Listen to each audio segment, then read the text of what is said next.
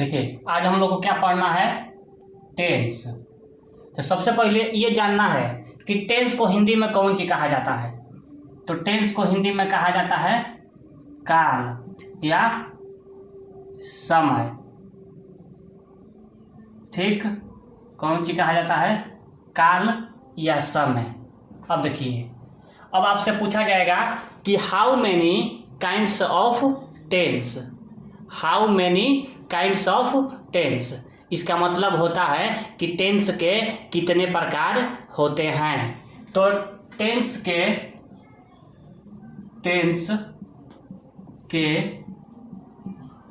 3 प्रकार होते हैं। टेंस के कितने प्रकार होते हैं, 3। आपका पहला हो जाएगा प्रेजेंट टेंस, दूसरा का हो जाएगा पास्ट टेंस, तीसरा का हो जाएगा फ्यूचर टेंस। प्रेजेंट टेंस को हिंदी में कहा जाता है वर्तमान काल, वर्तमान काल, वर्तमान काल। प्रेजेंट टेंस को हिंदी में कहा जाता है वर्तमान काल। पास्ट टेंस को भूतकाल और फ्यूचर टेंस को भविष्यत काल। अब देखिए, वर्तमान का मतलब कि जो अभी चल रहा है, भूत का मतलब जो बीत गया, और भविष्यत का मतलब जो आने वाला है। एक चीज और कि 90% हम लोग भूतकाल में जीते हैं, यानी कि पास्ट में। 90% हम लोग कौन सी में जीते हैं, पास्ट में। अब देखिए, यहाँ तक तो हो गया, टेंस के प्रकार हो गया। अब देखिए कि प्रत्येक टेंस के 4 भेद होते हैं। प्रत्येक टेंस के कितने भेद होते हैं, 4 गो। ये 3 गो हो गए बाबूजी, ये 3 गो बाबूजी हो गए। अब इन तीनों के 4 गो लड़का है। ठीक, चलिए प्रत्येक टेंस के इसको भी लिख देते हैं। प्रत्येक टेंस के 4 भेद होते हैं। यहाँ पर लिख दिए हैं कि प्रत्येक टेंस के कितने भेद होते हैं, तो 4 भेद होते हैं। आपका पहला का हो जाएगा प्रेजेंट इंडेफिनिट टेंस, दूसरा का हो जाएगा प्रेजेंट कंटिन्यूअस टेंस, तीसरा का प्रेजेंट परफेक्ट टेंस और चौथा का प्रेजेंट परफेक्ट कंटिन्यूअस टेंस। अब सबसे पहले हम लोग पढ़ेंगे present indefinite tense. Present indefinite tense, तो प्रेजेंट इंडेफिनिट टेंस के पहचानने का नियम होता है कि जिस हिंदी वाक्य क्रिया के अंत में ता है, ती है, ते हो इत्यादि शब्द दिया रहे तो दिए गए हिंदी वाक्य को प्रेजेंट इंडेफिनिट टेंस में समझते हैं। इसको भी लिख देते हैं। देखिए, यहाँ पर हम पहचानने का नियम लिख दिया है कि जिस हिंदी वाक्य क्रिया के अंत में ता है, ती है, ते हो इत्यादि शब्द दिया रहे तो दिए गए हिंदी वाक्य को प्रेजेंट इंडेफिनिट टेंस में समझना चाहिए। ये तो आपका ये सेंटेंस पहचानने का नियम हो गया। लेकिन अब जानना है बनाने का नियम। तो बनाने का नियम होता है कि दिए गए हिंदी वाक्य को अंग्रेजी अनुवाद बनाते समय सबसे पहले सब्जेक्ट लिखते हैं। सब्जेक्ट को हिंदी में बोला जाता है कर्ता। इसके बाद वर्ब लिखते हैं। वर्ब को हिंदी में बोला जाता है क्रिया। अगर ऑब्जेक्ट रहता है तो अंतिम में ऑब्जेक्ट को लिखते हैं। ऑब्जेक्ट को बोला जाता है कर्म। यदि कर्ता थर्ड पर्सन के सिंगुलर नंबर में रहे तो क्रिया के साथ SEIS का प्रयोग करते हैं। इसको भी लिख देते हैं। देखिए क्या लिखे हैं कि दिए गए हिंदी वाक्य को अंग्रेजी अनुवाद बनाते समय सबसे पहले कौन से लिखते हैं, सब्जेक्ट। सब्जेक्ट के बाद आपका वर्ब, इसके बाद ऑब्जेक्ट। सबसे पहले कौन से लिखते हैं, देखिए यहाँ पर लिख देते हैं subject plus verb plus object हो गया आपका subject plus verb plus object.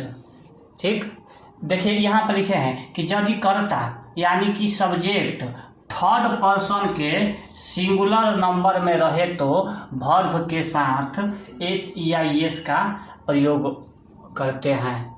तो देखिए हम लोग को बस इतना ही जानना है ना कि थर्ड पर्सन के सिंगुलर नंबर में क्या आता है, बस हम लोग को इतना ही रखना है याद। तो थर्ड पर्सन के सिंगुलर नंबर में क्या आता है उसको हम लिख देते हैं। देखिए थोड़ा सा आप लोग ध्यान दीजिएगा, इसको देख लीजिए। चलिए ठीक है,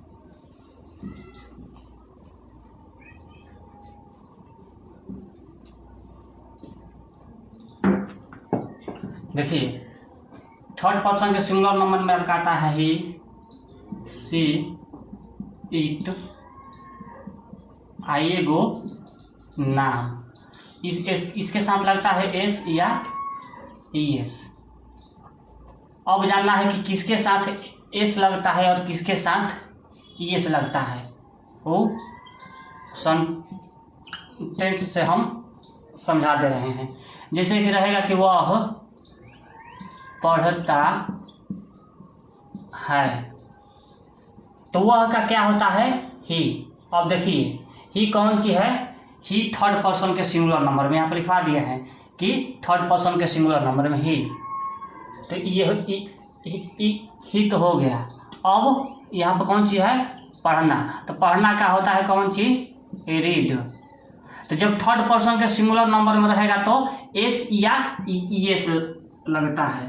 तो अब यहाँ पे सवाल आएगा कि किसके साथ एस लगता है और किसके साथ एस। तो जब वर्ड के लास्ट में कॉन्सोनेंट रहता है तो इसके साथ एस लगता है, और वॉवेल रहता है तो एस।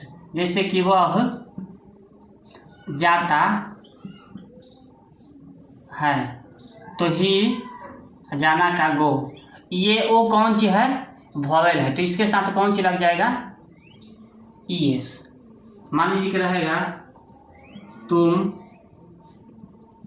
खाते हो, तो तुम का आपका यहाँ पर हो जाएगा यू, खाना का ईट, ईट। हम लोग को बस इतना ही रखना है याद। थर्ड पर्सन के सिंगुलर नंबर में तुम खाते हो तो यू ईट। ठीक, बस हम लोग को इतना ही याद रखना है कि थर्ड पर्सन के सिंगुलर नंबर में रहेगा तो एस या एस लगेगा, बाकी के साथ नहीं लगेगा।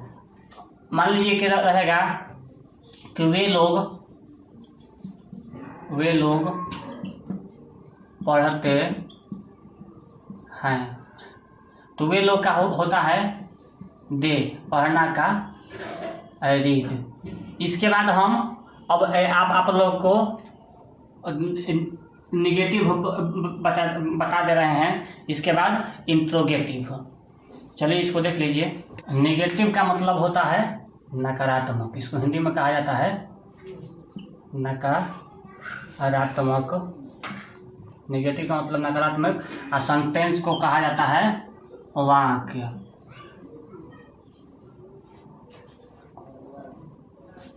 लेटर, वर्ड और सेंटेंस को पढ़ाएंगे अलग से।